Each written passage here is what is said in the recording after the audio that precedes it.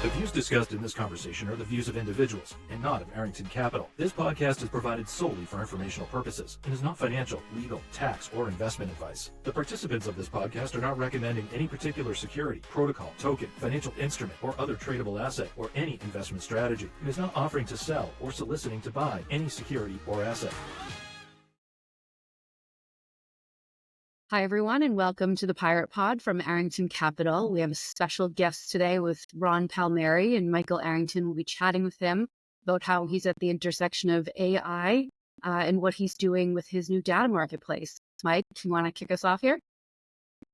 Yeah, this is going to be a little bit different. Normally, we're interviewing companies that we've invested in, if not, well, usually. In this case, Ron, as far as I know, hasn't actually raised any capital yet, and so we haven't had the opportunity to invest in it. But Ron is, at this point, he's one of my oldest friends. I've known him about 20 years now.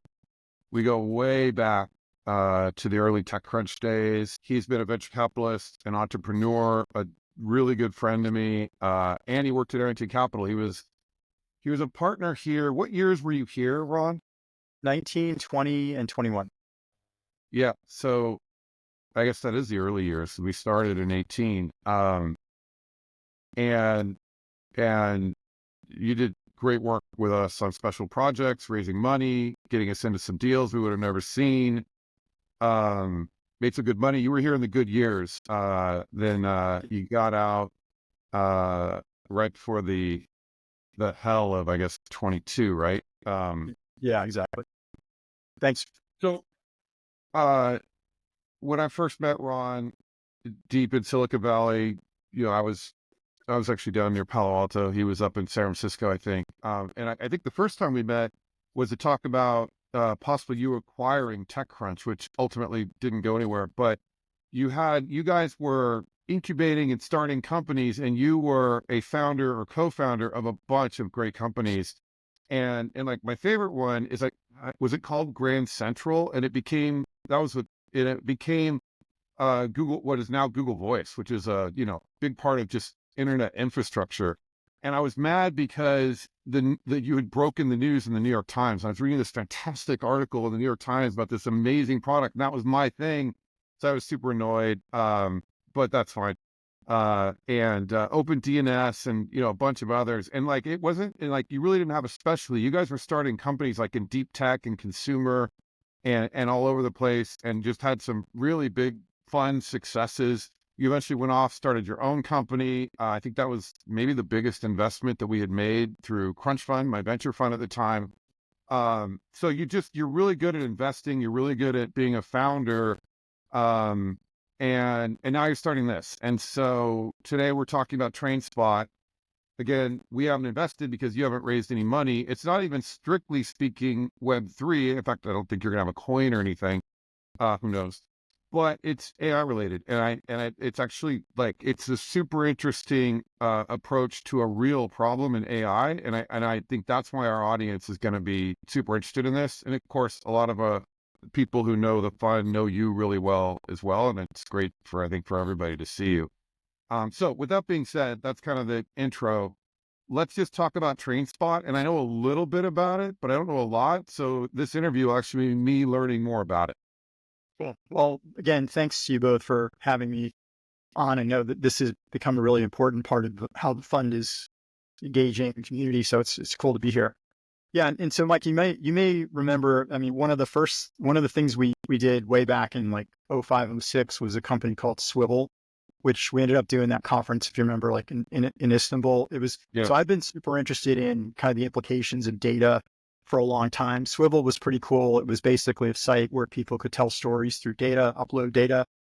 Then I did a company called Prism back in 2011. We actually launched it, TechCrunch Disrupt. In that case, I think we won. We were runner-up there. And that was really about kind of using computer vision and the data that's coming off of security cameras to do analytics. And that was about 10 years too early, I think. Yeah. Well, actually, interestingly, Fei Li, who was running the Stanford computer vision lab, was one of our early advisors. She actually just raised 250 million or something like that to do basically the same kind of the conceptually the same idea. This idea that there's tons of data in the world. Back when we did Prism, we had to write all that software from scratch. Now you've got these incredible tools. Yeah. So the, and then actually you and I, even when I was at the fund, we thought about doing crunch, kind of a crunch fund, based on blockchain. Yeah.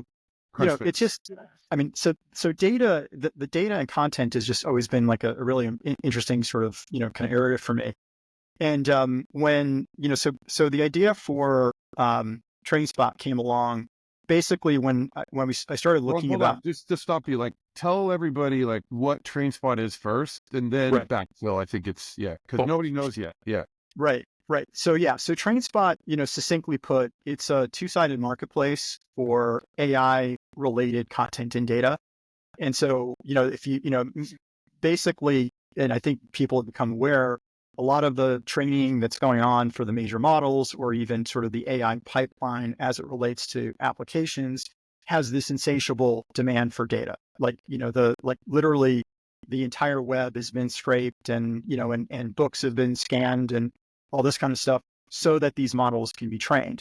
And my view is that, that ultimately data is critically important to these tools or applications going into like every corner of the market.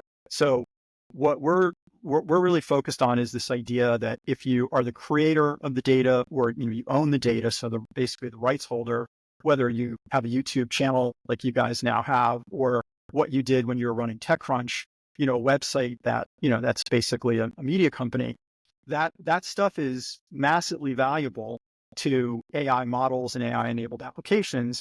And as the owner, creator, rights holder, you should have the ability to determine how that content or data is used. And, you and I have chatted in the past about fair use, this idea that if it's sort of publicly available and it can be scraped and consumed. I think we'll get into the copyright stuff because it's a key part of this, which is I would like to be paid when AI models inhale my content. What should I be paid? And like from a society standpoint, what's best for society? And I think that's a big part of what you're doing. We'll do a whole section on that, I think. But the basic idea is it's a marketplace for people who create content, own content, to say, if you want to use my content in your models, you need to pay me. And with putting the legal issues and whether they have to pay you and all that aside, that's the idea. And we've seen, again, legal issues aside, we've seen some really big deals be done where OpenAI and others are paying massive amounts of money to like Reddit and et cetera. And you probably know these deals better than I do, but where they're actually saying like, forgetting the legal issues, let's just do this deal. So there's no question. And then we've seen is there a lawsuit? Is the New York Times suing or did sue? And yeah, exactly. So the interesting way to think about this is the content business is a lot like the venture business in that there's a power law, right? So there's a handful of companies, let's say maybe the top 100 publishers or even the top 500 publishers that have these, massive, catalogs of content. Yeah. And they also have, lawyers and capital to sort of defend their rights. But as you go kind of like down that curve, and I'm really, if you think about it, like it's probably not more than 1,000 organizations that really have the ability to sort of, engage or defend themselves the way like the New York Times does. So one of the ways that we're thinking about this is we ultimately want an individual content creator to be able to say, this is me. So authenticate, I can talk about how that works. This is mine. So these are my works. It could be my book or my YouTube channel or what have you. Here's my policy. The policy is simply three things, right? Either I want to sell it, I want to block it, or I'm totally cool with it being wide open. And there's things like Creative Commons Zero, that have been around for a while to communicate to the market. You can use it commercially. You don't have to provide attribution. But if you think about it, it kind of falls into those three buckets: sell, lock, or make available.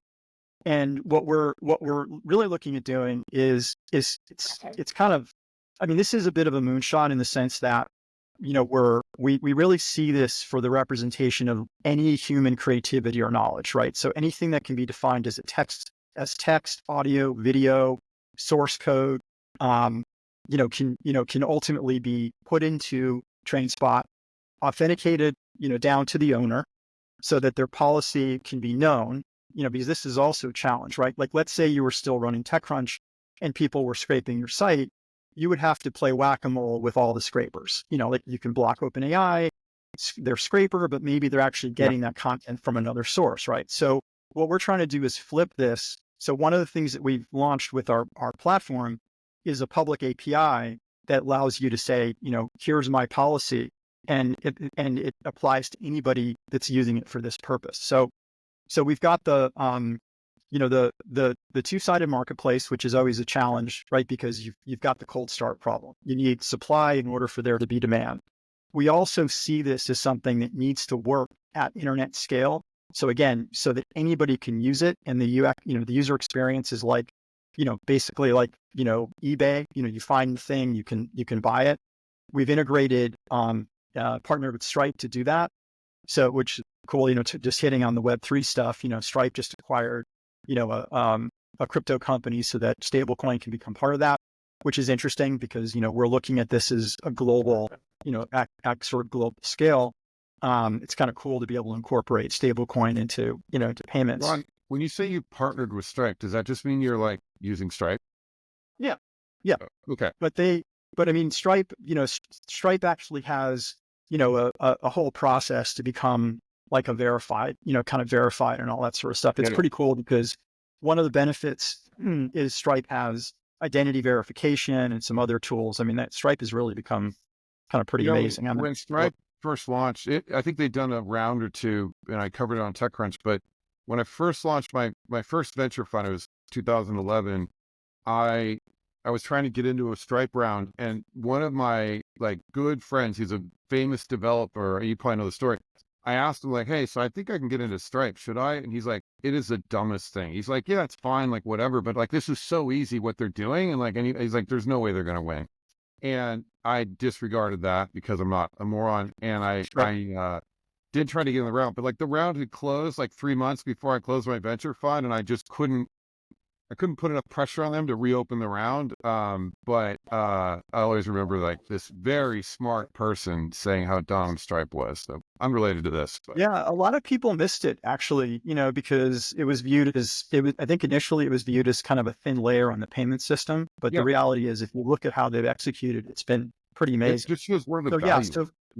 Yeah, I mean, if you create value, you get rewarded for it, even if it's not like magical tech. You've done something to make it so easy for people to use your product, they're going to start using it, and then you can charge for that. So yeah, exactly. And this is a big part of our right. So I'm exactly going if you're creating something that's so easy for content creators to use, and you get the content, and then the buyers or the people scraping are convinced that they need to pay, or it's easier to pay than deal with possible legal consequences down the road, then I think you're going to win, or you can win. But that leads me to the question of the legal side, because when you first brought this up to me, I'm a libertarian. I don't like copyright law. I think there should be copyright law, but I don't think it should last hundreds of years. And like the stuff that Disney has forced Congress to do annoys the hell out of me. And this is just like, my first thought was, this is just another like land grab by the content creators. What we need to do is get as much content. Like there needs to be protections for content creators so they can make money and they're incentivized to create content. But at some point it needs to get into the public domain so that the masses can actually like start using it and do more creative work with it than they can do when it's like locked up in copyright. So I was annoyed by your product. I think I said to you, I was up on my pool and this is just an annoying product. Like what we need to do is make sure the copyright laws are clear, that anybody can scrape any content at any time. That doesn't mean just duplicate the content, like, because what I think the New York Times was arguing was they're just rewriting their, like, word for word, their articles, but use it in the same way that artists, like, steal stuff all the time to create new works of art and that have been influenced by previous things. So I'd love to talk about this, at least for a little bit, like, on how you see this. I mean, I think clearly you'd love Congress to say, no more scraping for AI, you have to pay for it. It's kind of part of copyright law now, but that's probably not going to happen. Like, how do you see this? Yeah, well, I think this is going to take, it's going to take some number of years to sort out. I think what is happening right now is there are, people of various stripes, right? Artists or authors or you know, content sites or media companies where their stuff is being scraped, and it's being scraped in like near real time. So think about like, the example when you were doing TechCrunch in '05, you had the ability to get these stories that nobody else did, and you were trying to build an audience. And I think even when you started, you've said this in the past, you weren't even thinking of it as a business. It kind of evolved into a business. And so the challenge would be is that as soon as you sort of posted that story on TechCrunch, say about, like the YouTube acquisition or some of these, real scoops where you were getting these stories before the New York Times and the Wall Street Journal, as soon as that hit. Except when your company's launched and you went to the New York Times. Well, that only happened once. I think you pretty much got everything after that. I was highly fucking annoyed by it. So, yeah. So, but imagine your ability to grow an audience and grow a business. Eventually you have the conference business. That all came from your ability to have become the go-to destination for that news.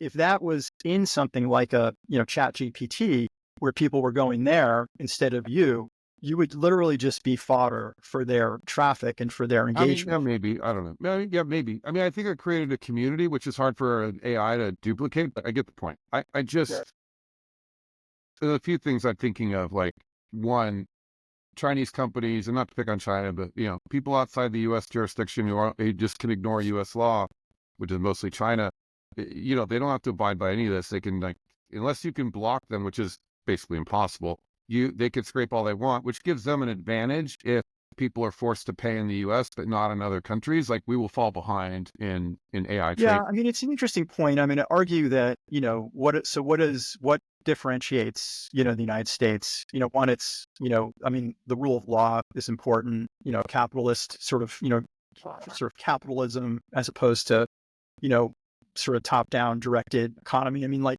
at the end of the day, I mean, it's been rumored, let's say, that the Chinese stole the plans to the F-22. I mean, that's protected not only by, by patents. I mean, so, I think the argument that it needs to be that the entire economy that's based on any sort of content, any knowledge or creativity that's sort of, encapsulated in these different media types, again, text, whatever, they have to be fair game in order for the U.S. to be competitive. I'd argue makes it sort of like, goes against the American model, the capitalist model. The other part, I think, capitalism. What's that? That you need regulatory protections to save America. Like, I don't. No, what you need. My point though is that so let's follow the logic of, in order to compete with China, there's no protections on anything. You can't protect, new drugs that are being made. You can't protect, military gear. I mean, to me, it's a logical fallacy, the slippery slope that everything needs to be wide open in order for the United States to be competitive. I'd argue it's the value of all the components that are necessary to create this. Everybody participating is a much stronger position. So, like, take the basic, like, pillars of AI. You've got chips and infrastructure, so that's clearly the domain of a certain number of companies, right? Now you tweeted recently about, here's all the multi-trillion-dollar companies. Every single one of those companies is being driven by the AI opportunity. And they're like, Mark Zuckerberg's been very clear, $100 billion is going to be spent building and training, his open, quasi open source version. OpenAI is worth almost 200 billion now, based on a significant, influx of capital between the raise and their credit vehicle. They've got like 10 billion to spend, Microsoft, et cetera, Google, and it goes pretty far down the line. Like, of companies that are focused on, AI enabling their thing. So chips, infrastructure, and now actually even power. It's interesting, right? Microsoft just did a deal to fire up 3 Mile Island again to support their data centers, and Google and Amazon have talked about, nuclear as being important, which I always have believed is something that we should be doing. So chips, infrastructure, and power, and then also on the software development side, massive amounts of money is being spent on software engineers, because these are the people that are making this stuff happen. Google just acqui-hired for like $2.5 billion, the guys that did character AI, again, to bring that talent into the organization. So So the third leg of I that, agree. AI is a massive young industry, but yes. I And don't so see on the content and data is critical to that, right? sure, which is why So the we way, should all be free. Look, I think we can argue this, but ultimately it doesn't matter because what I want or you want is relatively unimportant. What matters is reality. And the fact that we're seeing companies do these massive data deals tells me that at least they believe there's some chance. I mean, they're rational actors and they believe paying, yeah. like, how much is OpenAI paying Reddit? Well, so the Reddit deal was actually Google. It was the rumored at like Google's pay. Okay. 60, I heard 63 million a year Okay. for What are Reddit. some of the other big deals that are happening? Well, so OpenAI did deals. They did, they've done deals with publishers. None of these. See, this is actually the other part about this. None of these are fully known. I mean, there's rumors, and this Yeah, is but what another do we thing. know about? Like, what are the numbers we actually Well, know? no, I mean, the rumor was that, that one of the reasons why the New York Times sued OpenAI is because the New York Times wanted 100 million a year and OpenAI offered 5. So, you always Is think of the it, right? lawsuit resolved or still like ongoing? No, it's not. In fact, they've now, the New York Times has expanded it to other players as well. So I think the Times, the Okay. Times realized that, they've claimed millions of articles have been scraped, and there Well, the was actually even government article has been scraped. right. So, and there was just a Well, recent there's a time real where, question of like that. It's not like the conversation ends there because everything's scraped all the time. It's like it's been scraped. Now what? And what should the law say? And again, you said it'll take years, and I agree with you for this to be resolved legally because yeah. we're always behind on the laws. In the meantime, is it going to be worth people paying for data because of that uncertainty? And I think the answer is clearly yes, because we're seeing those deals. Now, when it comes to the smaller players, you're grouping these smaller players. Look, you'll work with big players too, but they have Right. their own legal departments and their own sales. Yes. You're going to work with people who don't have those resources, but also the fact that they don't have those resources means they can be bullied because what are they going to do when they're just scraped haphazardly? Are you going to work with them on enforcement as well?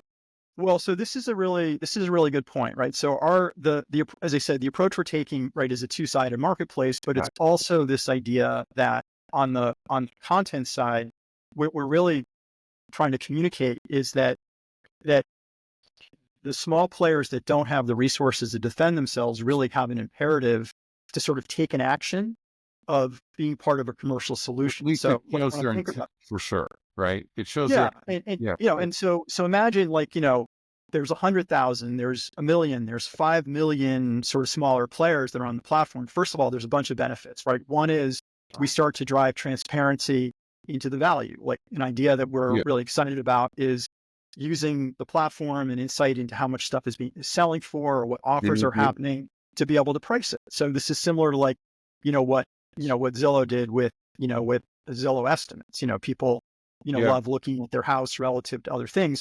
And I think one of the challenges we have is, we I hear about, prefer Redfin. I like Zillow, but I invested in Redfin, so I prefer Redfin. yeah, but you understand the concept, right? Which is, we're what we really want to be able to do is provide Well, the data transparency. that you get from this is going to be super interesting to journalists and the market for sure. Exactly. Yeah. So kind of one of the things I was kind of imagining doing is, like, once a quarter publishing like a Yeah. blog post that kind of shows the state of play. Because now there's another interesting point Which which would be has a come out of, fantastic marketing tool for you.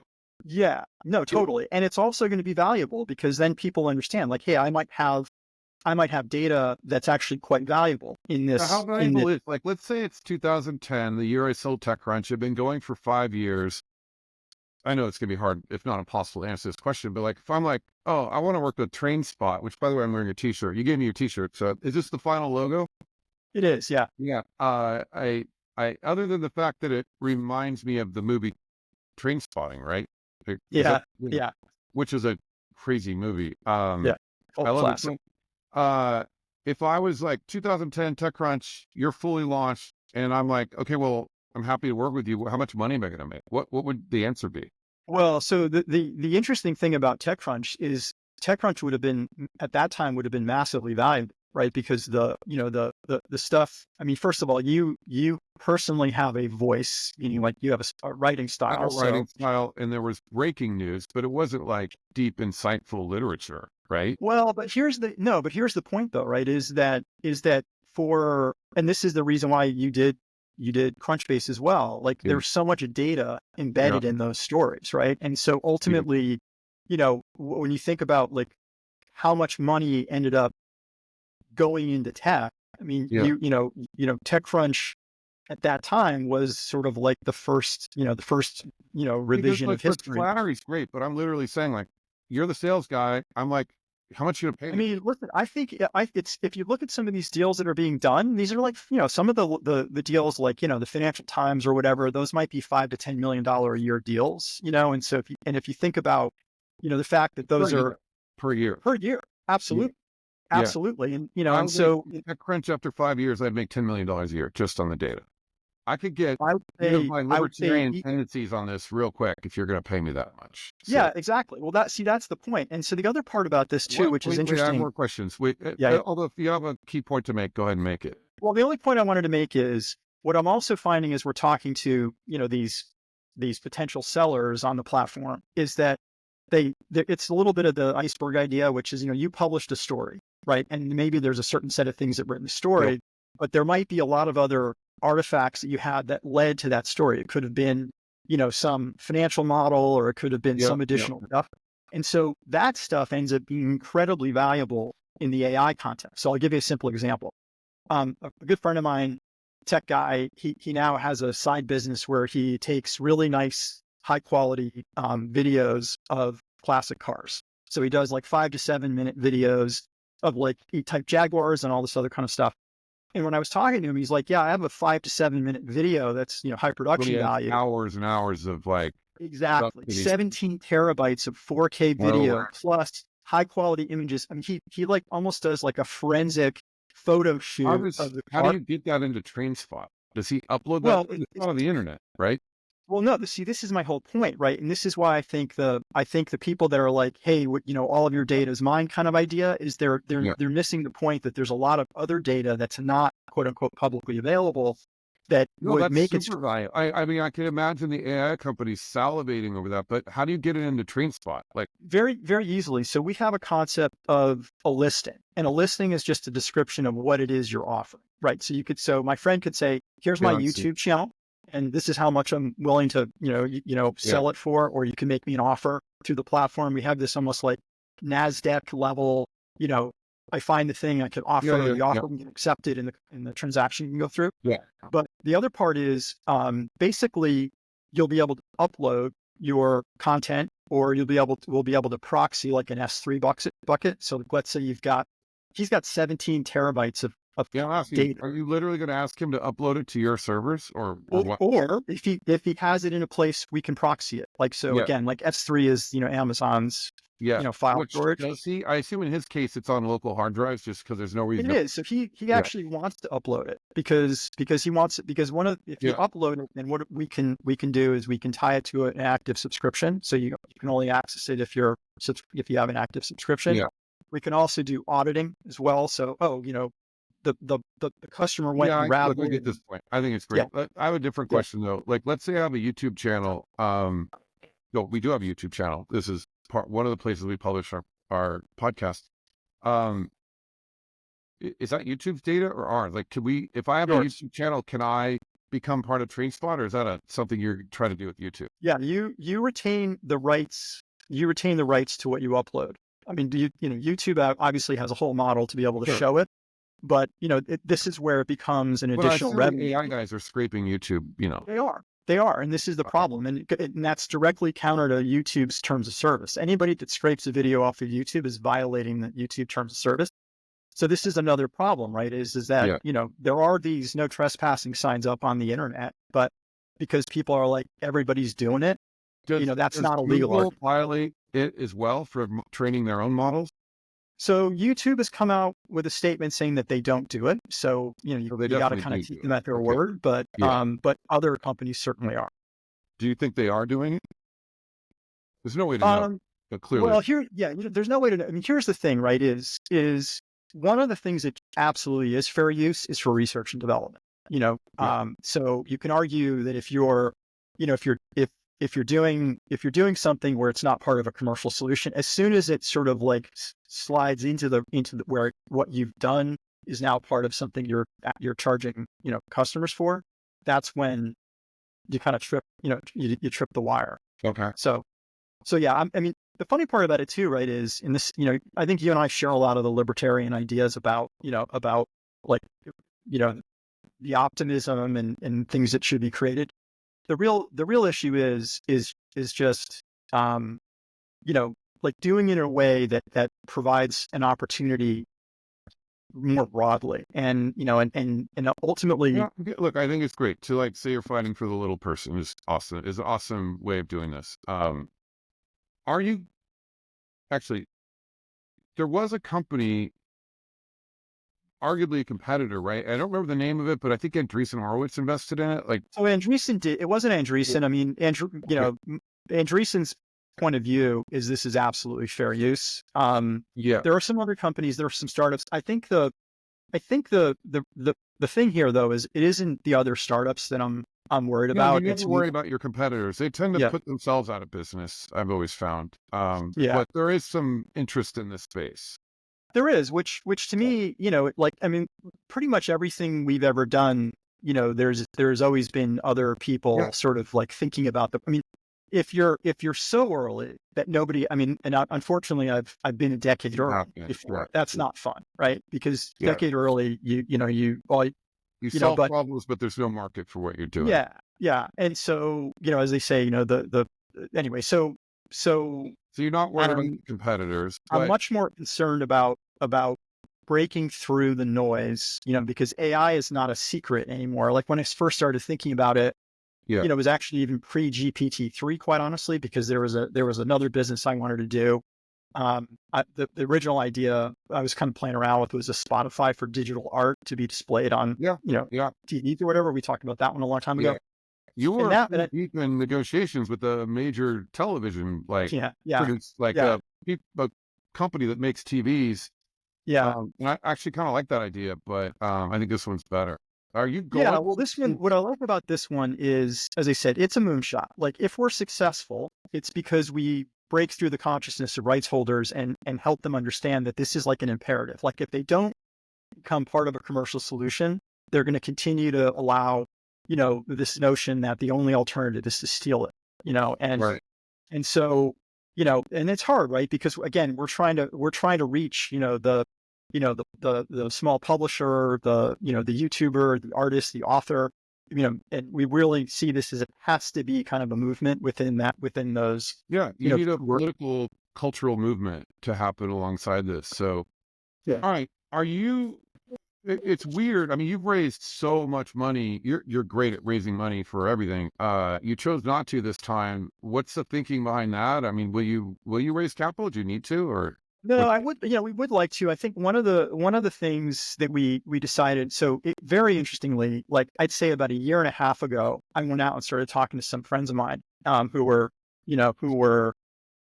people that I've raised money with in the past and have been supportive of the stuff I've done. And what I got was, a lot of skepticism about, number one, the two-sided marketplace or whatever. Yeah, that's all fine. Yeah. But kind of like one of them said, well, it sounds like your whole argument is that OpenAI is evil. And I'm like, that's not my argument. My argument is not, I'm not moralizing. I'm just saying like that there should be an approach, right, where rights are respected and people that, contributing key value should get compensated. You feel like you need to get this cultural movement started before you raise money? Is that the idea? Or yeah, I mean the real advantage is the team is super senior. People I've worked with before, like the CTO of the company is a guy, his name is Jeremy Wild, who was one of the first. He was on that team that the first 10 people that built the iPhone, software.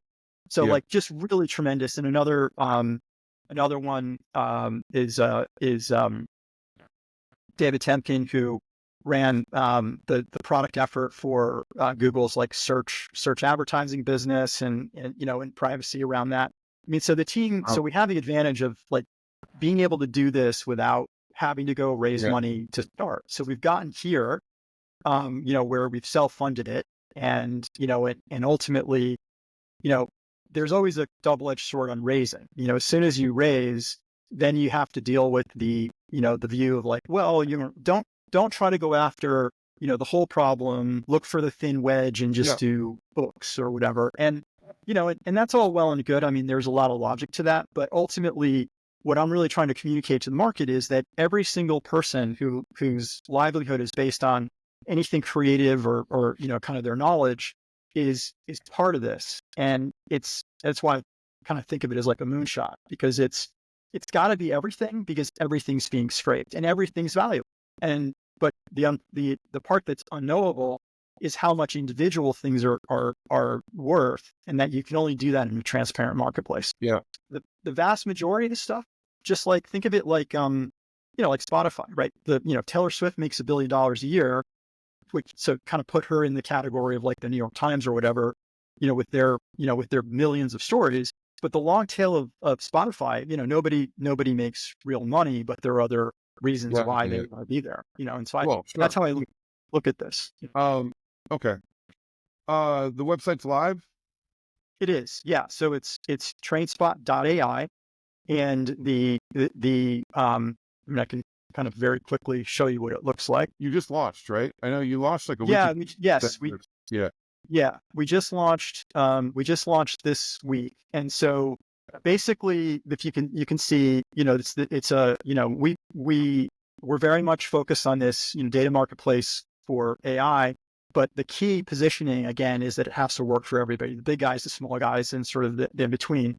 The initial call to action is for the rights holder to come in and kind of get started. That allows them to authenticate. So that's us. Register. Like, you can go in and start with our YouTube channel, like, quite easily. Correct. And, and you guys just also are starting to do the gaming thing now too. So that would be like another, How do you know I own the content? What if I go in and say, I just put in techcrunch.com, which I don't own anymore? How do you well, so we use different techniques depending on what the content is. So in the case with a website, you do like what Google does if you want to link your, like your Google suite or whatever it's called now, the Gmail stuff.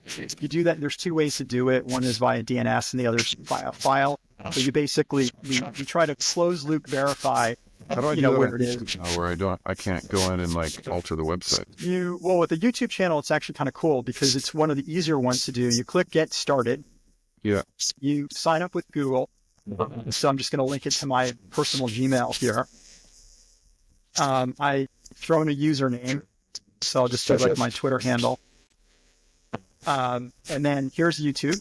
So website, YouTube, book, GitHub repo, because there's a lot of open source repos, but there's also, private. And then you have the ability to put these collections together, which are, which is an amalgamation of different things. Right. With YouTube, I'm just going to authenticate. Basically, you just logging into YouTube. I'm logging in. Yeah. So, and then it knows I've got these two things. There's my old Prism Skylast one that's still in there from 2011. All right. And now I have this one. I don't want to watch the entire sign-up process on the site, but it's obvious. Well, but here's the thing. It is, right? So I've authenticated. Yeah. This is me. This is mine. Boom. Yeah. And I go in and I'm ready to find my thing, commercial, block, or open. So the point is, you literally can go through this flow in seconds. And then you do the you do the link your Stripe stuff there, and now you're immediately set up to pay. Now, the other thing we have is the marketplace itself. So this is where I can look at things by type. So this is on the buy side, right? So this is all the stuff that's been pre-populated so that you can kind of see the sorts of stuff. But you can go in and find something like this is my friend's channel. I can make an offer, and this is where that like sort of NASDAQ idea kind of comes in. I agree to the terms and conditions, and I can make an offer on his site. Now he gets an immediate notification on his side, and we negotiate that, on the platform. And then as soon as he hits accept, the transaction goes through. So so it's very much everything we're doing is around this idea that it's removing the friction, making, kind of like driving, immediacy and handling it entirely on the platform. I think we got it. It's really interesting because there are the legal, cultural aspects of this are super interesting. You're looking to the future a little bit. you'll either succeed or fail. But the journey on this one is going to be really fun. And I agree that it's not just, you're not just putting up a web service and asking in the marketplace. You're actually asking for like people to actually become more aware of what's happening to their content out there. And that'll be, interesting as you try to tell that story, get journalists to tell it, that kind of thing as well. You've always worked well with journalists. So it's really cool. I love everything about it. So thank you for showing it to us.